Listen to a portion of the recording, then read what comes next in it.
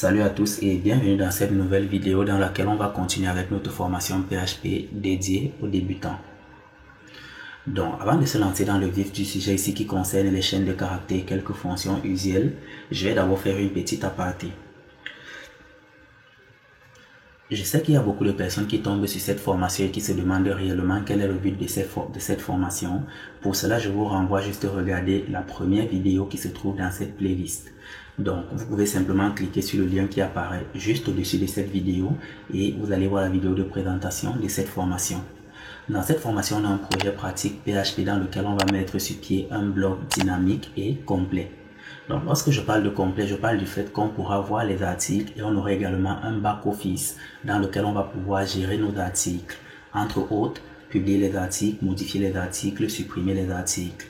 On aura également la possibilité de s'inscrire, de se connecter, d'avoir une page de profil, de mettre à jour notre profil et même de changer la photo de profil. On pourra également avoir des rôles comme par exemple le super administrateur, l'administrateur, le modérateur et l'utilisateur simple. Et en fonction des rôles qu'on aura sur notre site, chacun aura un niveau d'accès différent, donc chacun aura des privilèges différents. On aura également la possibilité ici de promouvoir un simple utilisateur au rang de modérateur ou alors d'administrateur ou alors de supprimer un utilisateur qui se serait mal comporté. Lorsqu'on va lire les articles qu'il y aura sur notre blog, on a également la possibilité de commenter ces articles. Donc, entre autres, voilà quelques fonctionnalités qu'on va implémenter durant notre projet. Et je vais aussi rajouter qu'il y aura la possibilité lors de l'inscription d'envoyer un mail d'activation du compte à l'utilisateur qui vient de s'inscrire. Donc, cela étant dit, si vous n'êtes pas encore abonné, je vous conseille de m'abonner à ma chaîne dès maintenant, d'activer les notifications, comme ça vous ne raterez aucun contenu concernant cette formation PHP. Le projet en lui-même débute au mois de juillet, le mois prochain, et il va débuter une fois qu'on aura fini avec tous les concepts de base. Actuellement, il nous reste juste ces concepts au niveau de la première colonne par ici. Donc, une fois qu'on aura fini avec les concepts de base par ici, on va se lancer dans le projet pratique en lui-même. Et croyez-moi, il sera vraiment très enrichissant. Donc, comme je vous l'ai dit, abonnez-vous, activez les notifications et laissez-moi des likes sur les vidéos. Parce que les likes que vous laissez à mes vidéos permettent aux algorithmes de YouTube ici de mieux référencer mes vidéos. Cela étant dit, on va rentrer dans le vif du sujet ici qui concerne les chaînes de caractères.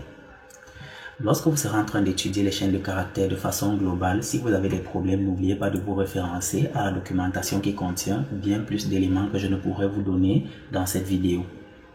Donc, on va revenir par ici et on va parler sommairement des chaînes de caractères pour que les débutants puissent avoir un aperçu de ce dont il est question. Pour continuer ici, je vais mettre mon navigateur d'un côté et je vais laisser mon éditeur de texte de l'autre côté afin qu'on puisse travailler sans problème. De là aussi, je vais lancer mon serveur PHP que je vais ouvrir dans le navigateur au niveau du localhost 8000. En ce qui concerne le serveur PHP, je n'utilise pas ici Apache, mais vous êtes libre d'utiliser XAMPP, WAMP, Apache ou quoi que ce soit. Moi, j'utilise simplement le serveur interne de PHP. Donc, cela étant dit, pour ceux qui veulent savoir comment installer le serveur interne de PHP, je vous renvoie à regarder la deuxième ou la troisième vidéo de la playlist de cette formation. La vidéo en question, vous pouvez simplement cliquer sur le lien qui apparaît juste en haut et vous serez redirigé au niveau de cette vidéo. Vous allez voir comment vous pouvez installer votre serveur PHP vous-même et comment est-ce que vous pourrez utiliser le serveur interne de PHP. Maintenant que tout ceci est dit, on va commencer à parler des chaînes de caractères. Et lorsqu'on parle des chaînes de caractères, qu'est-ce qu'on entend par chaîne de caractères en fait? En programmation, l'expression chaîne de caractères est simplement utilisée ici pour désigner du texte.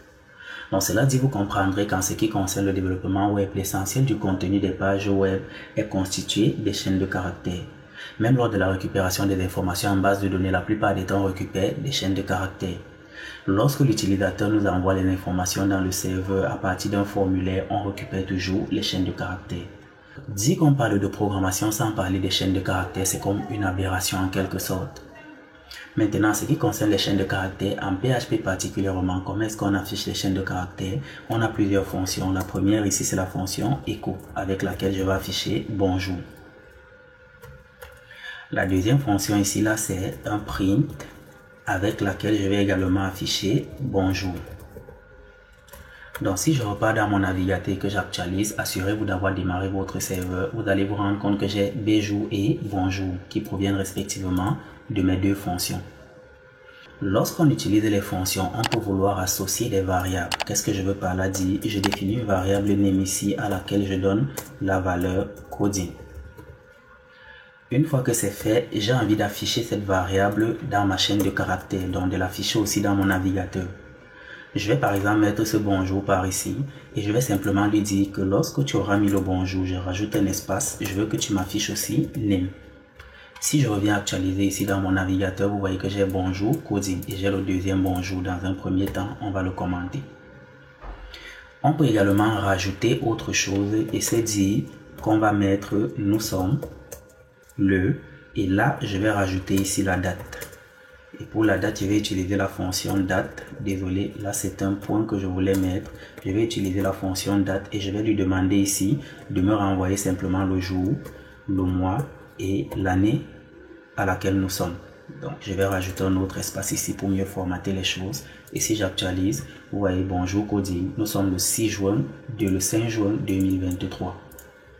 De la même façon aussi, je peux simplement prendre tout ce que j'ai à ce niveau-ci et je vais l'afficher ici à l'intérieur de mon print. Désormais, je vais décommenter ce print. Je vais enlever ce deuxième élément ici. Je vais supprimer ça et on va reformater notre ligne d'affichage. Donc, avec le print ici, on va écrire les choses simplement comme ceci. Je vais mettre la variable immédiatement ici à l'intérieur. Et si on revient actualiser, vous voyez qu'on a toujours bonjour coding. Nous sommes le 5 juin 2023. Ici, nous sommes sur les deux fonctions primitives, mais la fonction qu'on va le plus utiliser généralement, ça sera du echo. Maintenant, en PHP, il y a ce qu'on appelle les affichages formatés. Et lorsqu'on parle des affichages formatés, on va définir une première variable ici qu'on va appeler ch. Et à cette variable, je vais donner la valeur share. Au niveau de la deuxième variable ici, je vais donner la valeur coding. Et puis, on a deux fonctions. La première ici, ça sera printf. La fonction printf ici, là, va prendre le formatage qu'on aimerait pour notre chaîne de caractères et on va lui passer les valeurs qu'il va utiliser comme variable. Qu'est-ce que je veux par là dire? Ici, je vais mettre bonjour et lorsque je vais mettre ce bonjour, je vais mettre un pourcentage S, je vais mettre un deuxième pourcentage S. Ensuite, je vais rajouter bravo. Là, je mets mon point. Je vais sortir de mes côtes, de mes parenthèses en fait et je vais ici là demander à ajouter, à valider en fait les variables. Donc je vais lui dire à cet endroit là où j'étais passé le premier pourcentage S, ça va correspondre à $ch. Et là où il y a le deuxième pourcentage S, ça va correspondre ici à $name. Du coup, si je mets mon point virgule à la fin et que je viens actualiser par ici, vous voyez qu'on a bonjour cher coding, bravo. Maintenant, j'ai dit qu'il y avait deux fonctions. La première c'est printf, la deuxième c'est simplement sprintf. Donc ça commence juste par un S. Et si je reviens dans le navigateur et que j'actualise ici, vous voyez qu'on ne voit rien. Et c'est ça la différence entre les deux fonctions, c'est que la première fonction affiche directement le résultat, tandis que la deuxième fonction ici renvoie le résultat mais ne l'affiche pas directement. Donc on choisit nous-mêmes de l'afficher ou non. Pour afficher le résultat ici, je vais simplement demander à utiliser ma fonction echo. Et de là, si je reviens actualiser, vous allez voir que ça m'affiche mon résultat. Donc là, je suis libre d'afficher si je veux ou alors de ne pas afficher. Maintenant qu'on a vu les fonctions d'affichage des chaînes de caractères en PHP, je propose qu'on explore quelques fonctions des chaînes de caractères.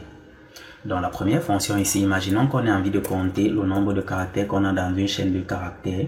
Je vais lancer ici un var_dump. Et pour cela, on va prendre la fonction mbstrlen. Dans cette fonction, on va simplement lui passer la chaîne de caractères pour laquelle on aimerait compter le nombre de caractères. Je vais aller dans mon navigateur et vous voyez que j'ai un entier qui porte 6 caractères. Donc à ce niveau, lorsqu'on va compter coding ici, on va se rendre compte que coding porte exactement 6 caractères et c'est ce qu'on a par ici. Mais il y a également une autre fonction qui généralement prête un peu à confusion et qu'il est très important de savoir comment utiliser.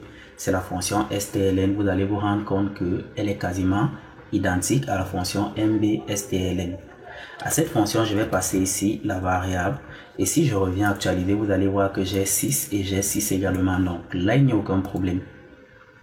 Mais la différence entre les deux fonctions réside dans le fait que si je prends mon coding que j'ai ici, je le modifie par exemple et je dis coder, au lieu plutôt de coding. Lorsque je vais revenir actualiser, vous voyez qu'au niveau de la première valeur ici, on a 5. Tandis qu'au niveau de la deuxième valeur, on a 4. Mais lorsqu'on va compter ici nos éléments, on se rend compte qu'on en a 4 effectivement. C'est simplement parce que la fonction strlen ici se base sur les bits, sur les octets pour compter les éléments. Et le caractère E, accent aigu ici, est codé sur plus d'un octet. Donc du coup, il va compter ça comme 2 octets. Par contre, MBSTLN ici, là, avec l'arrivée des Unicode, le UTF-8, lui, va simplement compter celui-ci comme un caractère et non pas comme 2 caractères. Donc, il faut faire très attention lorsque vous utilisez ces deux fonctions. À côté ici du fait qu'on puisse compter nos chaînes de caractères, on va par exemple se définir une variable ici que je vais appeler K et cette variable va représenter simplement une chaîne de caractères. On va prendre Z, donc un seul caractère. Ici, on a une fonction PHP qu'on appelle odd et dans cette fonction, je vais simplement lui passer le K que j'ai par ici. Donc, si je demande à afficher ce qui est contenu dans cette fonction, je vais revenir par ici actualiser, vous allez voir que j'ai 90. Le 90 qui est ici correspond au code Unicode d'un caractère du clavier. Donc, lorsqu'on tape en fait le caractère Z, il nous renvoie, l'ordinateur comprend ça comme l'Unicode 90. Et dans le cas opposé, on peut définir ici un élément qu'on va appeler, une variable qu'on va appeler code. Et à cette variable, on va par exemple donner 17. Donc, je vais sauvegarder et à l'opposé de la fonction odd qu'on a par ici, on a une deuxième fonction qui va s'appeler plutôt CHR. Et dans cette fonction, on va simplement lui passer le code ici. Et lorsqu'on viendra regarder dans le navigateur ce qu'on a, ça ne va rien nous afficher. Là, je vais prendre par exemple 97 et si j'actualise, vous voyez que ça nous donne la lettre A minuscule. Donc on a comme ça un certain nombre de fonctions qui sont tellement importantes, il y en a tellement. Donc ce que vous pouvez faire, c'est simplement de venir à ce niveau et de venir par exemple ici et de demander les fonctions des chaînes de caractères. Et une fois que vous allez demander les fonctions des chaînes de caractères, n'oubliez pas de préciser que vous voulez que ce soit au niveau de PHP. Donc, ça va vous renvoyer ici, là, vous voyez les fonctions sur les chaînes de caractères. Ça va vous renvoyer sur la documentation officielle PHP. Et on a tellement de fonctions que s'il fallait prendre le temps pour les étudier ici, on prendrait beaucoup de temps. Donc, entre autres, par exemple, ici, on a la fonction UCWords qui met en majuscule la première lettre de tous les mots. On a par exemple la fonction UCFirst qui met le premier caractère seulement en majuscule. Ici, on a par exemple la fonction str to lower qui renvoie une chaîne en minuscule. Donc, ça veut dire que je viens par ici et là où j'ai cher, je peux demander à m'afficher par exemple ici un str to lower. Et là, je vais par exemple demander à afficher $maj et pour ça je vais définir ici une variable maj à laquelle je vais donner des caractères qui sont tous en majuscule. Donc si je reviens ici au niveau de mon navigateur, je vais replacer mon navigateur d'un côté comme il était précédemment. Donc si je reviens ici au niveau de mon serveur, lorsque je vais actualiser, vous voyez que tout apparaît en minuscule. De la même façon, à côté de ça, on a une autre fonction qui s'appelle ici str2upper. Donc, on va simplement rendre tout en majuscule. Et là, je vais plutôt demander à afficher ce qui se trouve dans CH. Si je reviens ici et que j'actualise, vous voyez que désormais, j'ai les éléments en majuscule. Donc, vous allez prendre la peine de lire ces fonctions et de savoir comment est-ce que ça fonctionne parce que c'est vraiment très important. Il y a beaucoup d'éléments qu'on verra une fois qu'on va rentrer dans notre formation PHP en elle-même. Mais dans un premier temps, je propose qu'on s'arrête là. Le but était uniquement de comprendre comment est-ce que ça marche. Avec la pratique, vous allez apprendre beaucoup de choses. Et je vous donne rendez-vous très bientôt pour la suite de cette formation. Donc, on a terminé ici avec les chaînes de caractères. Et désormais, on va passer au formulaire.